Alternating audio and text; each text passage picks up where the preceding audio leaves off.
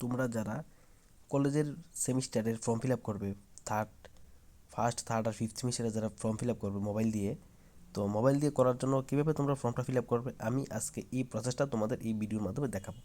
তো মোবাইল দিয়ে তোমরা ফর্ম ফিল আপ করার জন্য প্রথমেই তোমাদের মোবাইলে গুগল চলে যাবে। গুগলে গিয়ে বা গুগল ক্রোম ব্রাউজারে গিয়ে তোমরা লিখবে ত্রিপুরা ইউনিভার্সিটি, ঠিক আছে? ত্রিপুরা ইউনিভার্সিটি লিখে সার্চ করে তোমরা সোজা চলে যাবে এই এক্সামিনেশন নিউজে, ঠিক আছে?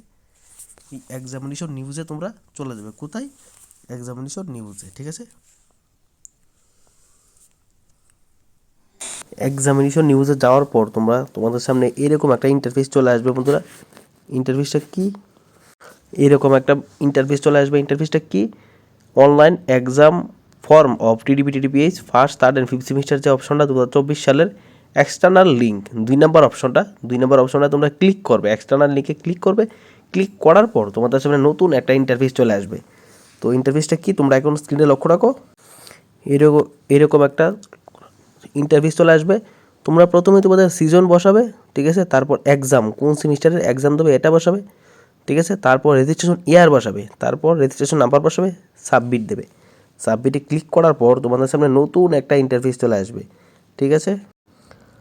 সিজন তোমরা সিলেক্ট করবে, সামার 2024 না উইন্টার 2024। তোমরা ফার্স্ট থার্ড ফিফথ সেমিস্টারে যারা আছো তোমরা উইন্টার 2024 সিলেক্ট করবে। সিলেক্ট করার পর তোমাদের এক্সামিনেশনটা চুজ করবে, ঠিক আছে?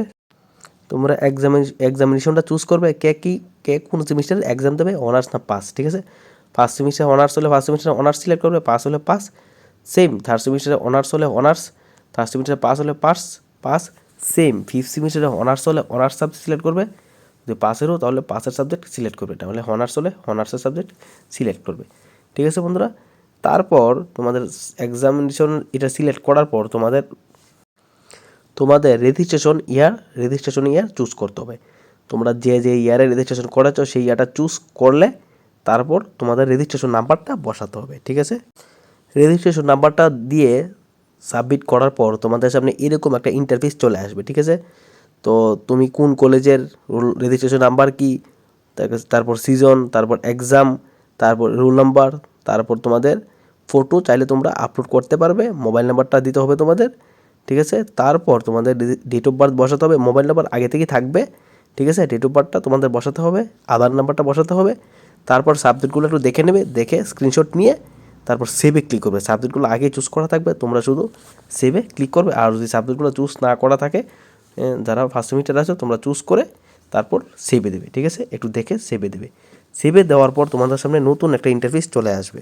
সেভে দেওয়ার পর তোমাদের ইন্টারফেসে একটা 3 ডট বলে অপশন থাকবে উপর দিকে। 3 ডটের অপশনে ক্লিক করে তোমরা এই যে প্রিন্ট অপশনে ক্লিক করে তোমরা তোমাদের পিডিএফটা ডাউনলোড করে নিতে পারো। তাহলে কিন্তু তোমাদের ফর্ম ফিল আপটা হয়ে গেল, ঠিক আছে বন্ধুরা? এই ছিল তোমাদের একটা প্রসেস। তো তোমরা দেখে আস্তে ধীরে দেখে করবে। আমি তোমাদের প্রসেসটা একটু বললাম একটা ভিডিওর মাধ্যমে ছোট্ট। আশা করি তোমাদের আর কোনো সুবিধা হবে না কলেজে ফর্ম ফিল আপ করতে, ঠিক আছে? তো এই ছিল বন্ধুরা আজকের এই ভিডিওটা।